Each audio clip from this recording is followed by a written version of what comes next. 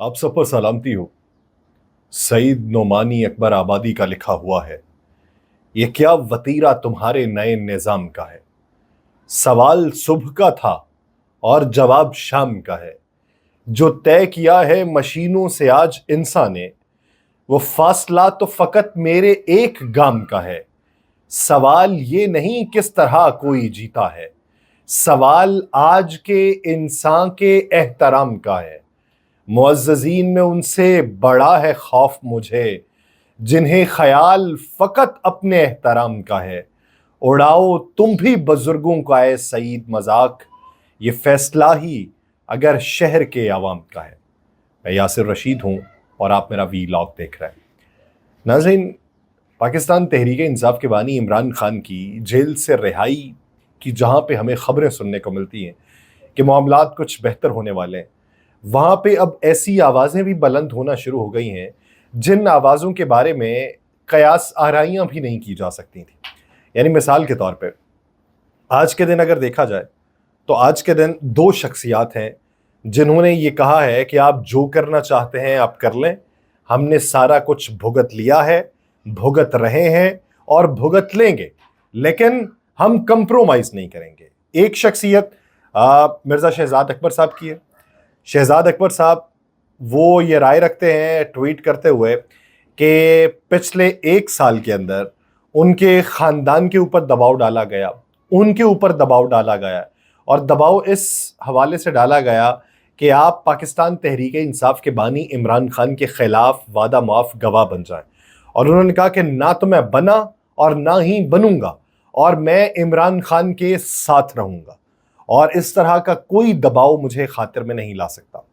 अच्छा, ये उनकी तरफ से बयान। और फिर बहरिया टाउन के मालिक मलिक रियाज साहब वो एक ट्वीट करते हैं और वो ये कहते हैं कि मैंने अपने पूरे करियर में बेशुमार जगहों के ऊपर इस तरह का दबाव बर्दाश्त किया है, लेकिन पिछले एक साल से जिस तरीके से मुझे कॉर्नर करने की कोशिश की गई, मुझे माली तौर पे नुकसान पहुंचाने की कोशिश की गई और जिस तरीके से मुझे इस सारे मामले में घसीटने की कोशिश की गई है और मेरे नाम को सियासी मकासद के लिए इस्तेमाल किया गया है, उसकी मैं इजाज़त नहीं दूंगा और मैं इस पूरे मामले को भुगतने के लिए भी तैयार हूं। अब यहां पर बात यह है कि दो शख्सियात और दोनों शख्सियात का एक दिन बयान, क्या ये इंटरलिंक करता है? ये एक सवाल है। जी हाँ, ये इंटरलिंक करता है, क्योंकि अल-कादर ट्रस्ट 190 मिलियन पाउंड का जो केस है, वो केस ये है कि बहरिया टाउन की तरफ से जो पैसा हुकूमत पाकिस्तान को दिया जाना था, वही पैसा जो है वो हुकूमत पाकिस्तान ने सुप्रीम कोर्ट ऑफ पाकिस्तान के अकाउंट में मुंतकिल किया और साथ ही साथ ये भी कहा कि अल-कादर ट्रस्ट जो है वो इन पैसों से बनेगा। अब ये पैसा मलिक रियाज साहब के तवस्सुत से बाहर से आया, पहले उधर अदा किया गया और उधर से पाकिस्तान को अदा किया गया, बरतानिया में। दूसरा, इस पैसे को लाने के लिए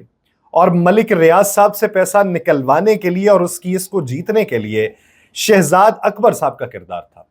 और शहजाद अकबर साहब ही वो शख्सियत हैं जिन्होंने इस पूरे केस को देखा और पूरे केस को देखने के बाद, पूरी तहकीकात करने के बाद, पूरी सेटलमेंट पे बातचीत भी मिर्ज़ा शहजाद अकबर के तवस्सुत से हुई। जब ये मामला तय पाया और रकम जो है वो पाकिस्तान मुंतकिल हो गई और पाकिस्तान मुंतकली के बाद अल-कादर ट्रस्ट के हवाले से ज़मीन की ख़रीदारी और फिर उसके जो बोर्ड ऑफ गवर्नर्स के मेंबर्स हैं उनके अंदर नाम इमरान खान साहब का आना, उसके ऊपर इस केस का बनना, यानी इस केस में बादिउन नज़र में यही दिखाई देता है कि ये किसी के ज़ाती अकाउंट में कोई रकम नहीं गई। यानी आप इस तरह का अगर केस बनाना चाहें तो इस तरह का केस शौकत खानम के ऊपर भी बन सकता है, इस तरह का केस जो है वो दीगर अस्पतालों के ऊपर भी बन सकता है। लेकिन यहाँ पर बात यह है कि ये दोनों शख्सियात एक ही दिन अगर बोली हैं तो इन दोनों के एक ही दिन पे बोलने पे, यानी एक तरफ मलिक रियाज साहब वो ये बयान दे रहे हैं तो उनके बारे में ये कहा जा रहा है कि ये अल-कादर ट्रस्ट के अंदर वादा माफ गवाह नहीं बनेंगे। दूसरी तरफ शहजाद अकबर साहब हैं, उन्होंने ऐलान कर दिया तो वो भी वादा माफ गवाह नहीं बनेंगे। अब अल-कादर ट्रस्ट का केस ऐसा है कि जिसके अंदर खान साहब के हवाले से ابھی یہ چیزیں موجود ہیں اور اس میں یہ سارا کچھ دیکھنا ہے کہ بنے گا کیا. کیونکہ 2 کیسز میں خان صاحب کی جہاں پہ رہائی ہوئی ہے، تو تیسرا کیس جو القادر ٹرسٹ کا ہے اس کے بارے میں قیاس آرائیاں یہ کی جا رہی تھیں کہ اس کا فیصلہ بھی جلدی ہو جائے گا اور اس کا فیصلہ منطقی انجام تک پہنچے گا اور اس کیس سے بھی خان صاحب جو ہیں وہ بری ہو جائیں گے. اب دونوں شخصیات ایک ہی دن کے اندر اگر بیان دے رہی ہیں تو اس کا مطلب یہ ہوا کہ عدالت کے منظرنامے میں وہ کیس جس میں جو مرکزی حیثیت رکھنے والے لوگ ہیں، یعنی خان صاحب کے بعد خان صاحب بینیفیشریز میں آتے ہیں، اس کیس کے اندر جن 2 شخصیات کا کردار ہے، یعنی ایک جس کی طرف سے پیسہ آیا، دوسرا جو بیچ میں سہولت کاری والا تھا، اب دونوں ہی اگر ایک ہی دن کے اندر یہ بات کرنے لگے تو پھر اس کیس کے مستقبل کے اوپر اٹھنے والے جو سوالات ہیں ان کے جوابات آسانی سے مل جاتے ہیں. پھر اس کے علاوہ جو سائفر والا معاملہ ہے، اب سائفر والے معاملے کے اندر بھی عدالت نے یہ پوچھا کہ آپ نے کس چیز کو جواز بنایا، تو کہا گیا کہ ایک ملازم کی طرف سے جو شہادت موصول ہوئی ہے. تو پھر عدالت کی طرف سے بھی یہ سوال پوچھے گئے کہ ایک ملازم کی طرف سے جو شہادت موصول ہوئی ہے اس کو کس طریقے سے بنیاد بنایا جا سکتا ہے. پھر اگر کسی نے آ کے یہ کہا کہ میرے پاس ریکارڈنگ موجود ہے، تو آپ نے ریکارڈنگ کو شواہد کی بنیاد پہ تو لے لیا، لیکن آپ نے اس سے یہ نہیں پوچھا کہ اس نے وزیر اعظم ہاؤس کے اندر بریچ کرتے ہوئے آڈیو کو بگ کس طریقے سے کیا، اس کے سورسز کیا تھے، جس سورس سے اس نے وہ آڈیو حاصل کی. اب یہ جو سوالات ہیں یہ اس کیس کے حوالے سے بھی مستقبل کا اشارہ دیتے ہیں. تو ایسی صورتحال میں جہاں پہ چودھری پرویز الہی صاحب باہر آ چکے ہوں اور سائفر کیس کے اندر اگر یہ فیصلہ خان صاحب کے حق میں آتا ہے تو آٹومیٹکلی یہ فیصلہ شاہ محمود قریشی کے بھی حق میں آئے گا. تو شاہ محمود قریشی بھی باہر آتے ہیں، خان صاحب کا بھی باہر آنا میرے خیال میں یہ مہینہ گزر جائے گا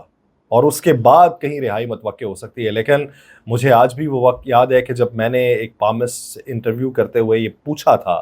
کہ خان صاحب کی رہائی کب ممکن ہے، تو ان کی جانب سے جواب یہ تھا کہ اس سال تو ممکن نہیں ہے. تو یہ ان کی قیاس آرائی ہے، وہ ہاتھوں کو دیکھنے کے بعد، ہاتھوں کی لکیروں کو دیکھنے کے بعد. لیکن پاکستان کے موجودہ منظرنامے کو دیکھتے ہوئے جہاں سے دوسری طرف سے بھی دبانے کی مکمل کوشش کی جا رہی ہے، اور عظمہ بخاری صاحبہ جس طریقے سے آ کے پریس کانفرنسز کر کے وہ جو نیریٹو اپنا رہی ہیں، اس نیریٹو سے بھی تاثر یہ ملتا ہے کہ حکومت کے ارادے کیا ہیں. لیکن دوسری طرف عدالتی منظرنامے میں جس حد تک مضبوطی دکھائی دے رہی ہے اور جس حد تک بارز جو ہیں وہ انٹیکٹ ہیں ایک دوسرے سے، لیکن وہاں پہ سوال یہ ہے کہ لاہور بار سے جب چیف جسٹس قاضی فائز عیسیٰ کے خلاف موقف اپنایا جائے گا تو پھر مجموعی طور پہ عدالتی منظرنامے میں کس حد تک اتحاد رہے گا. کیونکہ ربیہ باجوہ صاحبہ وہ یہ کہتی ہیں کہ افسوس قاضی فائز عیسیٰ صاحب پہ ہوتا ہے کہ وہ جمہوریت اور آئین کے علمبردار تھے، اور اب جو کچھ ہو رہا ہے اس میں ان کی طرف سے ایکشن نہ لیے جانا. تو ابھی تک تو یہی دکھائی دیتا ہے کہ چیف جسٹس عامر فاروق صاحب اسلام آباد ہائی کورٹ کے اور چیف جسٹس قاضی فائز عیسیٰ صاحب، ان 2 شخصیات کو لے کے ایک طرف ایک نیریٹو ہے اور